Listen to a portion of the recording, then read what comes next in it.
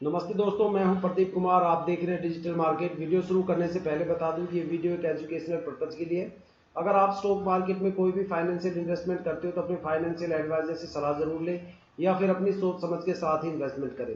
अगर आपको stock market में कोई भी फाइनेंशियल लॉस होता है तो उसके लिए वीडियो रिस्पॉन्सिबल नहीं रहेगी। तो चलो दोस्तों, वीडियो शुरू करते हैं। आज हम बात करने वाले हैं कीर्ति इंडस्ट्रीज लिमिटेड स्टॉक के बारे में। इसका जो करंट प्राइस है वो 238 रुपये 81 पैसे के आसपास है। साथ में 21 रुपये 71 पैसे के साथ ये स्टॉक आज अपने अपर सर्किट में लग गया। इस टाइम की सबसे बड़ी अपडेट है, ये स्टॉक जो है आज अपने अपर सर्किट में लग गया और इसका जो यहाँ पे टारगेट होने वाला है वो टारगेट कम से कम 390 प्लस के आसपास होने वाला है, 390 प्लस होने वाला है। ठीक है, जिसको ये सितंबर के एंड तक अपने सर्किट की जो सबसे हाईयर वैल्यू है उसको अचीव करेगा।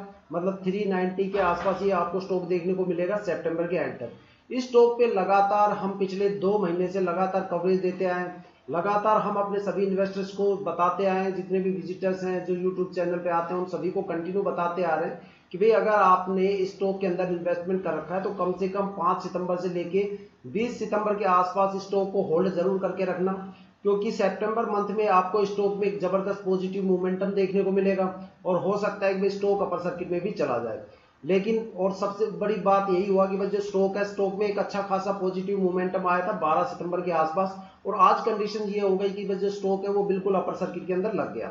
ठीक है, लगातार हमारी कवरेज थी, लेकिन बार बार हमें विजिटर्स जो भी थे वो बार बार भाई कमेंट कर रहे थे कि भाई ऐसा आप लोग कैसे बोल सकते हो, स्टॉक के अंदर इतना जबरदस्त फ्लक्चुएशन है, मार्केट के अंदर इतनी ज्यादा गिरावट का माहौल चल रहा है, आप फिर भी बोल रहे हो कि स्टॉक के अंदर अपर सर्किट लगेगा, पॉजिटिव मोमेंटम देखने को मिलेगा, कैसे पॉसिबल है। तो देखो भाई, मैं एक सीधी सी शॉर्ट सी चीज आपको बताता हूँ।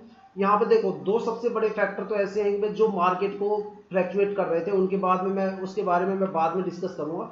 लेकिन उससे पहले मैं बता दूं कि भाई देखो, जो आप जो भी एनालिसिस समझते हो, आपको लगता है कि जो कैंडल चार्ट है वही एक एनालिसिस होती है। कैंडल चार्ट के भरोसे आप फ्यूचर की जो गतिविधि है, एक्टिविटी है, उसके बारे में बिल्कुल भी पता लगा नहीं सकते। ठीक है, कैंडल चार्ट आपको इतनी हेल्प करती है कि जो स्टॉक की पास्ट परफॉर्मेंस है वो कैसी रही, उसके बेस पे आप अपने आप को प्रेजेंट में इंप्रूव कर सकते हो। साथ में पास्ट के अंदर जो सबसे बेस्ट रेसिस्टेंस है वो आपको देखने को मिलेगा। साथ में बाई और सेल प्रेशर कितना रहा वो आपको देखने को मिलेगा। काफी कस्टमर्स क्या होते हैं कि स्टॉक के फंडामेंटल या फिर जो क्वार्टरली रिजल्ट है उसी को भी एनालिसिस समझते हैं।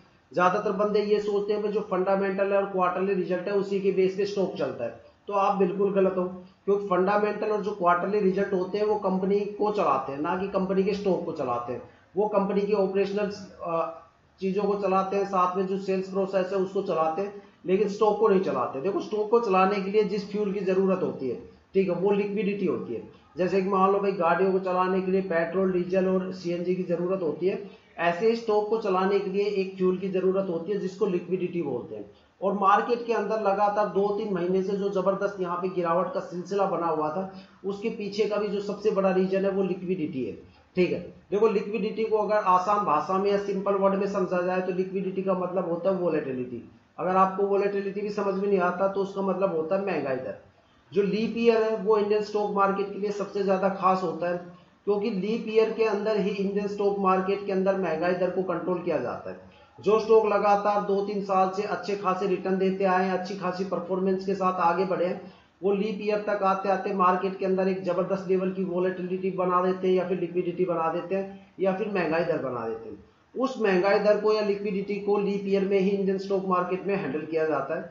ठीक है, वर्ल्ड के जितने भी स्टॉक एक्सचेंज है सभी का अपना लिक्विडिटी को हैंडल करने का टाइम पीरियड अलग अलग होता है। कोई हर 2 साल में उसको हैंडल करता है, कोई हर साल में हैंडल करता है, लेकिन इंडियन स्टॉक मार्केट में लीप ईयर में हैंडल किया जाता है। इसी वजह से लीप ईयर के अंदर इंडियन स्टॉक मार्केट में जबरदस्त क्रैश आपको देखने को मिलता है, क्योंकि जिस स्टॉक के अंदर लिक्विडिटी सबसे ज्यादा है वो स्टॉक या तो सबसे ज्यादा फ्लक्चुएट करेगा या फिर वहां पे आपको सबसे ज्यादा गिरावट देखने को मिलेगी। जिस स्टॉक के अंदर लिक्विडिटी बिल्कुल एवरेज है वो वहां से पॉजिटिव मोमेंटम के साथ आगे बढ़ जाता है, या फिर जिस स्टॉक के अंदर लिक्विडिटी बिल्कुल भी नहीं होती है वो स्टॉक वहां से रॉकेट बन के मार्केट में निकल जाता है। और जिसके अंदर नाम मात्र की लिक्विडिटी होती है वही टाइम पे आगे आने वाले टाइम में मल्टी बैगर बन के निकलता है वो स्टॉक। ठीक है, तो देखो, लिक्विडिटी को हैंडल करने के चक्कर में यहाँ पे आपको एक क्रैश देखने को मिला। और दूसरा जो सबसे बड़ा फैक्टर था जिसकी वजह से मार्केट में आपको एक लगातार गिरावट का सामना करना पड़ा, वो फैक्टर था इंटरनेशनल मार्केट। देखो अगर इंटरनेशनल मार्केट की बात करें तो यहाँ पे हम यूरोप की मार्केट की बात करेंगे, और यूरोप के मार्केट की बात कर रहे हैं तो यहाँ पे हम NYSE की बात करेंगे, न्यूयॉर्क स्टॉक एक्सचेंज। देखो सबसे ज्यादा पावरफुल और कैपेबल रहता है